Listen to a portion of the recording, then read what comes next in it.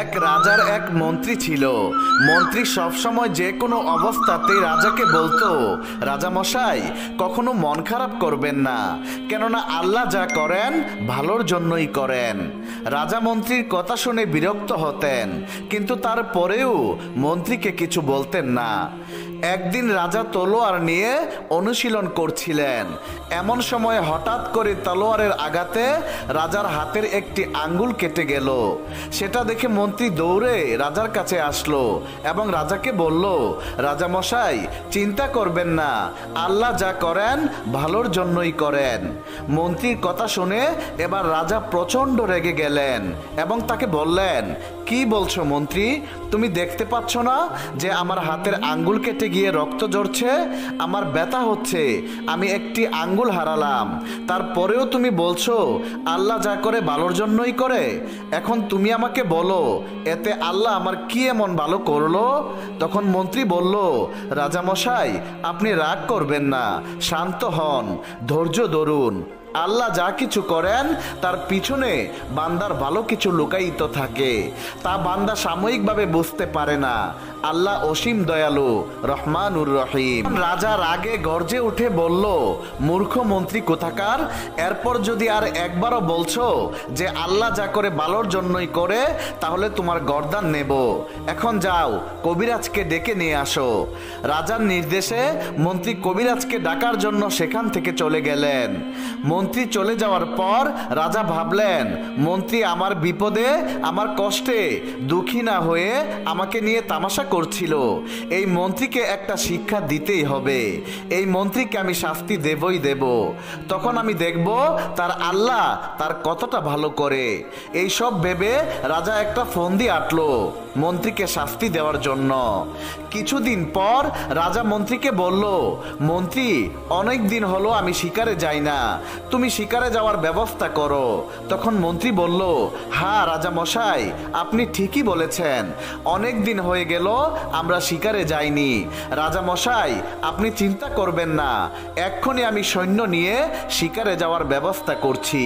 তখন রাজা বলল, না অন্য সৈন্যদেরকে বলতে হবে না, আজকে শুধু আমি আর তুমি শিকারে যাব, তুমি প্রস্তুত হয়ে নাও। রাজার কথা মতো মন্ত্রী শিকারে যাওয়ার জন্য প্রস্তুত হলো।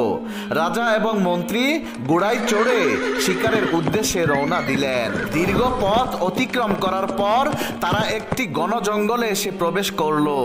রাজা দূরে একটা কূপ দেখতে পেল।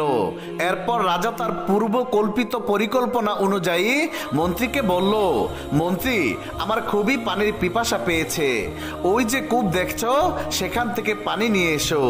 মন্ত্রী তখন ঘোড়া থেকে নেমে পানি নেওয়ার জন্য কূপের কাছে এগিয়ে গেল। তখন রাজা মন্ত্রীর পিছনে এসে কোনো কিছু না দেখেই মন্ত্রীকে ধাক্কা দিয়ে কুয়ার মধ্যে ফেলে দিয়ে তৎক্ষণাৎ সেখান থেকে রাজপ্রাসাদে আসার উদ্দেশ্যে রওনা হলো। রাজপ্রাসাদে আসার সময় রাজা রাস্তা হারিয়ে ফেলল। রাস্তা হারিয়ে জঙ্গলের অন্য দিকে চলে গেল।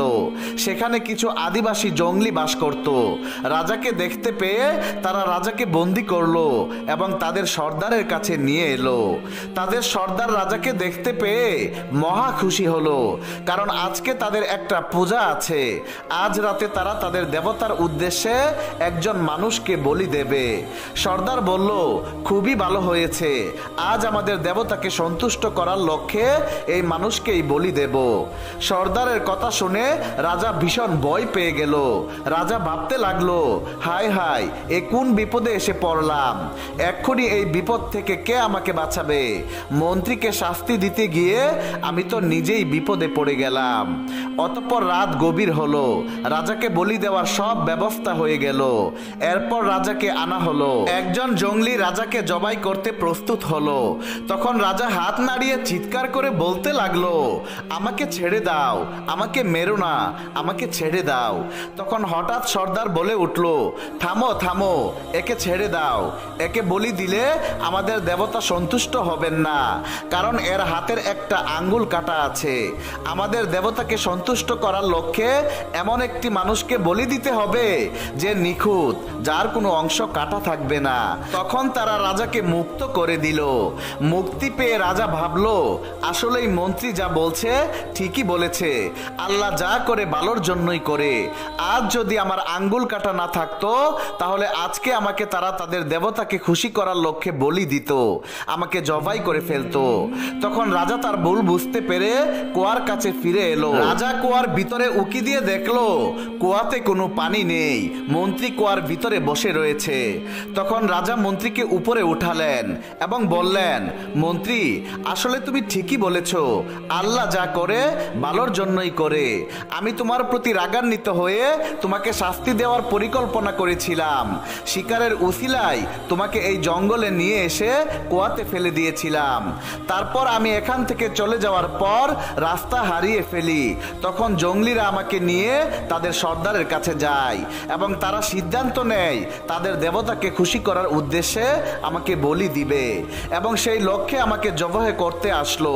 কিন্তু যখন তারা দেখলো যে আমার একটা আঙ্গুল কাটা, তখন তারা আর আমাকে জবাহ করলো না, কারণ তারা তাদের দেবতাকে খুশি করার উপলক্ষে একটি নিখুঁত মানুষকে জবাহ করতে হবে। তাই তারা আমাকে বলি না দিয়ে ছেড়ে দিয়েছে। আজ যদি আমার হাতের আঙ্গুল কাটা না থাকতো, তাহলে আমি আর বেঁচে ফিরতাম না, জঙ্গলিরা আমাকে শেষ করে ফেলতো।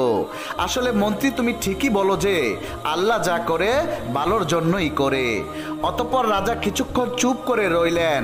তারপর রাজা আবার বললেন, আচ্ছা মন্ত্রী, আল্লাহ যদি ভালোর জন্যই সবকিছু করে থাকে, তাহলে এই যে আমি তোমাকে কূপে নিক্ষেপ করলাম, এতে তোমার মাথা ফেটে রক্ত বের হচ্ছে। আল্লাহ যদি ভালোর জন্যই করে থাকে, তাহলে এই যে আমি তোমাকে কষ্ট দিলাম, তোমার মাথা থেকে রক্ত ঝরছে, এখানে তোমার কি কল্যাণ সাধিত হলো? তখন মন্ত্রী হেসে বলল, রাজা মশাই, আল্লাহ যা করে ভালোর জন্যই করে, কারণ আপনি খুদওয়ালা মানুষ, আপনার আঙ্গুল কাটা, তাই জঙ্গলিরা আপনাকে ছেড়ে দিয়েছে।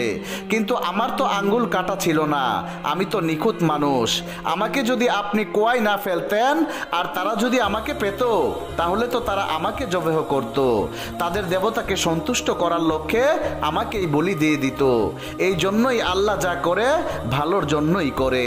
একদা কয়েকজন বণিক বাণিজ্যের উদ্দেশ্যে জাহাজে আরোহণ করলেন।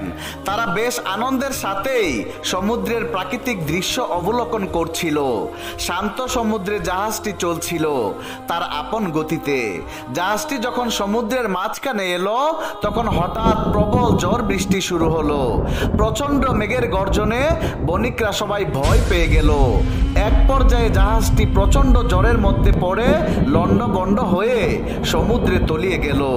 সেই জাহাজের প্রত্যেকেই মারা গেল, কিন্তু মহান আল্লাহ রব্বুল আলামিনের কুদরতে একজন বণিক বেঁচে গেল। বেঁচে যাওয়া বণিক ভাসতে ভাসতে এক নির্জন দ্বীপে এসে পৌঁছালো। জ্ঞান ফেরার পর প্রথমেই বণিকটি আল্লাহর কাছে প্রাণ খুলে শুকরিয়া জানালো তার জীবন বাঁচানোর জন্য। বণিক ছিল খুবই দুর্বল আর ক্লান্ত, তারপরেও বহু কষ্টে হাঁটতে লাগলো। কিছু দূর যাওয়ার পরেই সে আর হাঁটতে পারছিল না, কারণ সে প্রচন্ড দুর্বল ছিল। তাই সে সেখানেই পড়ে রইল এবং এভাবেই সেদিন অতিবাহিত হয়ে গেল। পরের দিন বণিক দ্বীপের তীরে এসে বসে থাকলো, যদি কোনো জাহাজ এদিকে আসে এই আশা নিয়ে, কিন্তু কোনো জাহাজই এলো না। এভাবে প্রতিদিনই বণিক হতাশ হলো। এরই মধ্যে বণিক সমুদ্র তীরে তার জন্য একটা ছোট্ট ঘর তৈরি করে ফেললো। সমুদ্রের মাছ ধরে এবং বন থেকে ফলমূল সংগ্রহ করে খেয়ে সে বেঁচে থাকলো। একদিন সে খাবারের খুঁজে বনের মধ্যে গেল। বন থেকে সে যখন ফিরে এলো, তখন দেখলো যে তার রান্না করার চুলা থেকে আগুন লেগে পুরো ঘরটি ছাই হয়ে গিয়েছে এবং তার কালো ধোঁয়ায় আকাশ ভরে গিয়েছে। লোকটি চিৎকার করে বলে উঠল, হায় আল্লাহ, তুমি আমার ভাগ্যে এটাও রেখেছিলে।